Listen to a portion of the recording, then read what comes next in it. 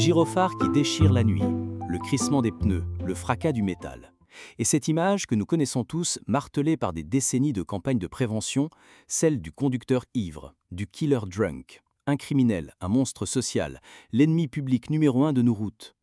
Cette définition nous semble une évidence, une vérité objective. Mais que diriez-vous si un autre monstre, tout aussi présent dans nos esprits, celui de l'échec scolaire, avait été fabriqué selon des mécanismes très similaires? Aujourd'hui, nous menons une double enquête.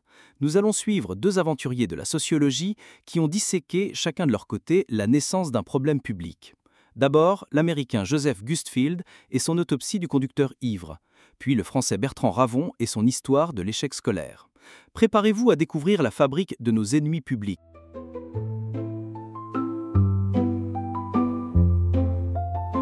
Notre première enquête nous emmène sur les routes américaines. Le sociologue Joseph Gustfield nous montre que, jusque dans les années 60, l'alcool au volant n'était pas un grand problème de société. C'était un problème personnel, un vice individuel. Les accidents étaient des tragédies malheureuses. Alors, comment passe-t-on de la tragédie au crime ? Gustfield nous fait rencontrer des personnages que nous connaissons depuis notre épisode sur Howard Baker, les entrepreneurs de morale. Des groupes de citoyens, comme les célèbres Mères contre l'alcool au volant, MADD, vont lancer une véritable croisade. Leur génie, c'est de créer un récit puissant. D'un côté, les victimes innocentes, de l'autre, le conducteur ivre, un personnage égoïste et irresponsable. Il s'approprie le problème, change les lois et la culture. Le conducteur ivre est né. Il est devenu un fait social.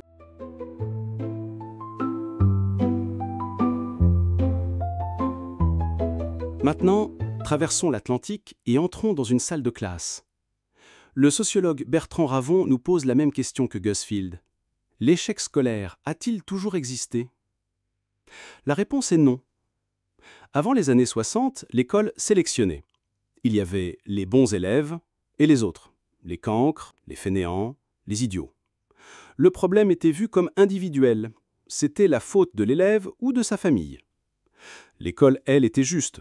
Elle ne faisait que trier le bon grain de l'ivraie. Alors qui a inventé l'échec scolaire comme problème public ? Là aussi, des entrepreneurs de morale, mais d'un autre type. D'abord, les sociologues et les pédagogues. Des gens comme Pierre Bourdieu, avec Les Héritiers, vont fournir les munitions intellectuelles. Ils retournent l'accusation. Le coupable, ce n'est pas l'élève, c'est l'école elle-même.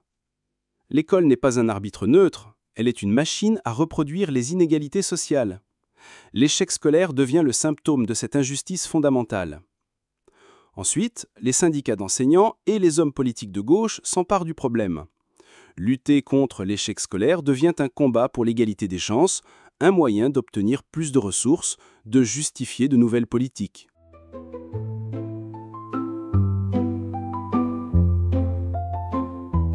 Alors attention, faut-il comprendre que Gustfield ou Ravon nient la réalité des drames ?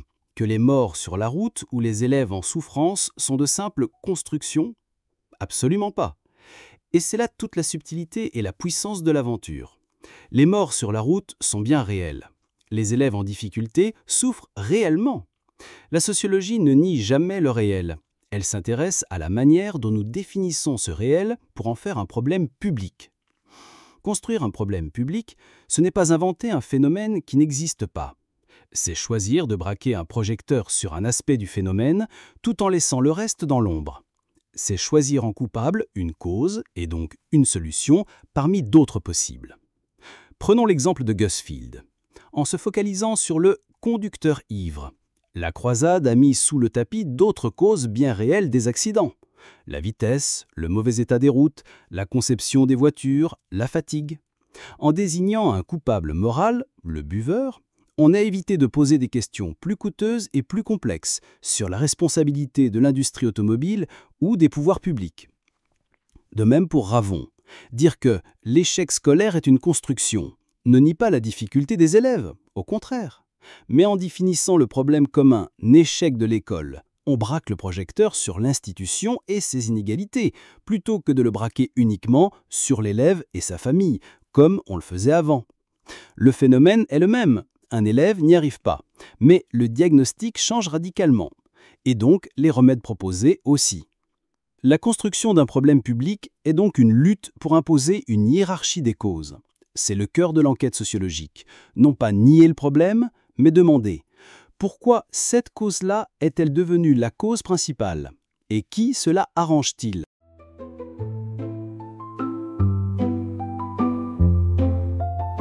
Conclusion. L'aventure croisée de Gustfield et Ravon est donc une leçon magistrale. Elle nous montre que les problèmes publics ne sont pas des faits objectifs que l'on découvre, mais des constructions sociales qui émergent de batailles pour imposer une certaine lecture du réel. Cette leçon est un véritable kit de survie intellectuelle aujourd'hui. Quand on nous présente un nouveau fléau, l'enquête de ces deux aventuriers nous invite à poser les bonnes questions. Quel est le phénomène réel? Quelle est la définition qu'on nous en propose? Quelles autres causes possibles laisse-t-on dans l'ombre? Et qui a intérêt à ce que l'on définisse le problème de cette manière?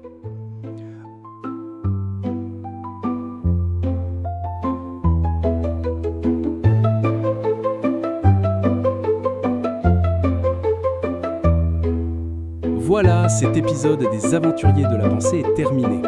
J'espère qu'il vous a plu. Si c'est le cas, merci de vous abonner. À bientôt et d'ici là, n'oubliez pas, restez curieux.